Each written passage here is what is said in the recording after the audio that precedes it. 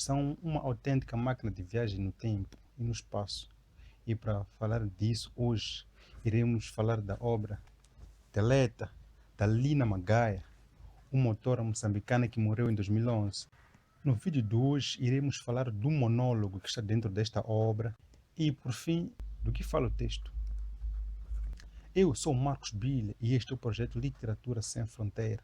Se ainda não é subscrito no canal, para o vídeo agora mesmo e vai aí embaixo na parte vermelha e clica, subscreva-se no canal para poder receber os outros conteúdos que iremos publicar futuramente. Os motivos que me fizeram comprar a obra foram o preço. Só paguei 50 meticais pelo livro e por tratar-se de uma autora moçambicana, um romance moçambicano. Esta autora, Lina Magaia, é a segunda autora moçambicana que eu leio. Quando falamos na relação do narrador e narratado, estamos a falar de uma relação nada mais, nada menos do que um emissor e um receptor. Ou seja, narrador é uma entidade criada pelo autor do texto para dar voz a uma entidade literária. No caso aqui da obra, trata-se da Deleta, que é uma personagem narradora que narra sua história para um narratário no livro mencionado como Amor. Ou seja, a narradora criada pela autora desta obra, a autora desta obra é a Lina Magaia, e a narradora criada pela Lina Magaia para esta obra é a Deleta, que leva o título do livro, Deleta, Pulos na Vida. A autora deste livro projeta na sua narradora a sua visão ideológica, política, e em forma dessa narradora ela nos impinge essa história toda, nós como leitores, porque da autora a história vem, da autora o livro é direcionado para um leitor, mas da narradora o texto ou a história é direcionado para um amor.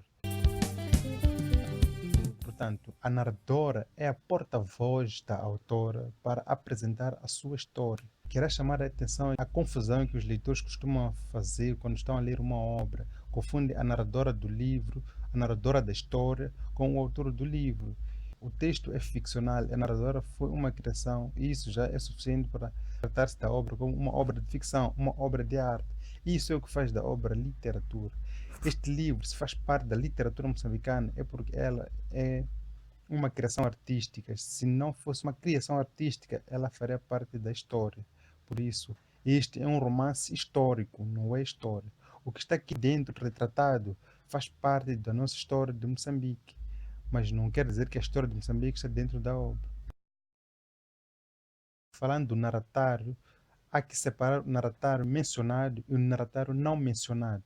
No caso aqui da obra, daremos um exemplo de um trecho textual do o que é essa coisa de narratário mencionado.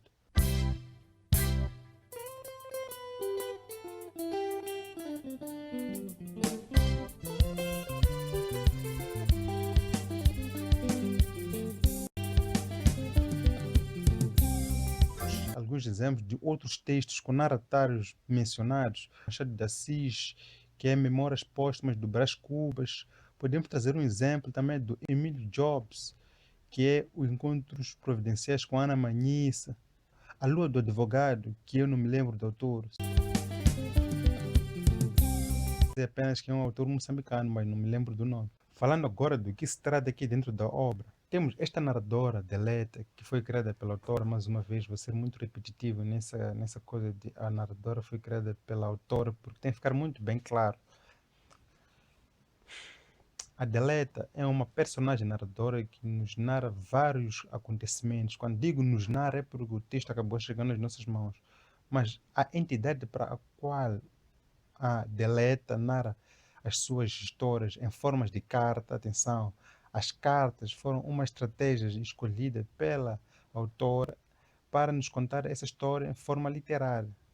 E o tempo representado aqui no livro é o tempo da guerra, naturalmente, dos 16 anos. Portanto, a narradora da história nos narra acontecimentos que lhe vão acontecendo à sua volta. Bom, tem dois sítios muito principais aqui na obra, que é o restaurante Pousada Bar, onde ela ia tomar canecas de cerveja, ouvindo conversas de baraca, ouvindo histórias aqui e acolá, e são as mesmas histórias que ela traz para as cartas, contando para o seu amor que está na guerra.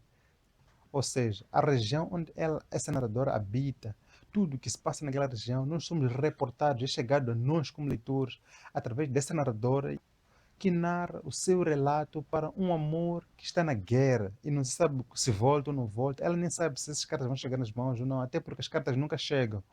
Tem um outro espaço que é habitado aqui pela nossa narradora, que é o hospital. Esses são os dois principais espaços habitados aqui pela nossa narradora.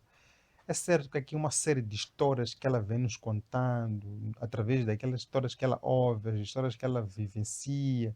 É o caso dos antibalas. Os antibalas que eram soldados dos Matsanga, dos soldados da Renamo.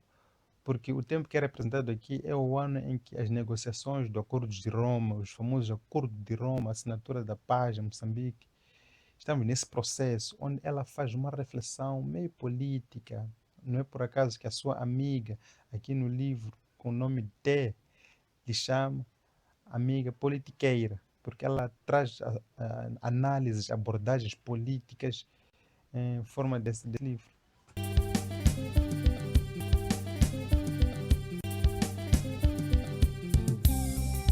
Sentada no restaurante Pousada Bar, a nossa narradora vai nos narrar acontecimentos que ela ouve. É o caso da história dos Antibala, da criança que nasceu na rua e por causa disso foi-lhe dado o nome Chitaratuini. A mulher que tinha uma filha no colo e foi encontrada pelos soldados da Renamo, os soldados Matsanga, e ela pediu aos soldados para matarem a filha antes de matarem ela, que é para morrer tranquila, com a certeza de que a sua filha não ficaria na terra a sofrer.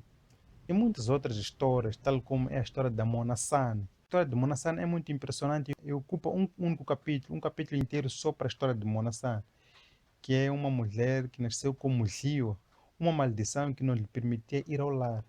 Foi lobolada por um moçambicano que trabalhava na África do Sul e a sua relação terminou assim, sem mais nem menos.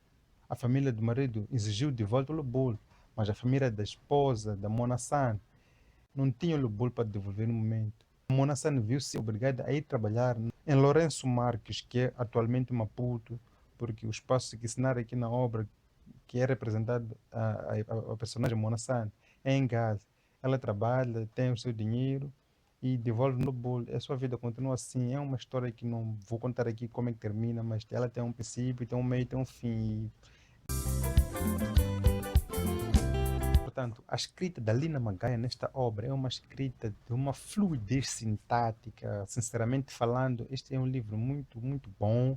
Foi muito bem escrito. Eu não esperava que uma autora da época que ela escreveu pudesse ter tanta fluidez, assim, uma maneira muito fina de escrever um texto literário e ter aquele toque literário. Chegado ao fim de mais um vídeo de Literatura Sem Fronteira, dizemos nosso bye-bye, ao fim do show. E tu, deixa o egoísmo do lado e partilha esse conteúdo com outros. Isso pode ser útil para muitas mais pessoas. Pode não ter sido útil para ti, mas pode ser útil para o seu amigo, familiar, primo, irmão, etc, etc, etc. Portanto, partilhe, partilhe e se inscreva no canal.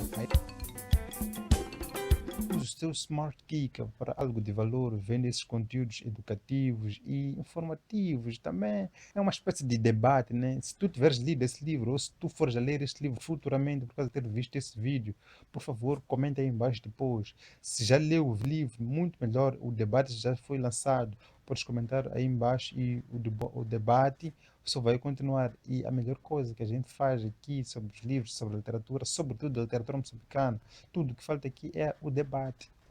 Quero lembrar que este livro aqui, depois de todos os membros do nosso projeto terem lido a obra, ele está disponível em todos os salões ou em alguns salões de cabo literários, que são instituições que nós criamos e nós vamos deixar lá os nossos livros. Quando nós terminamos de ler certos livros, depois vamos deixar no salão de cabeleireiro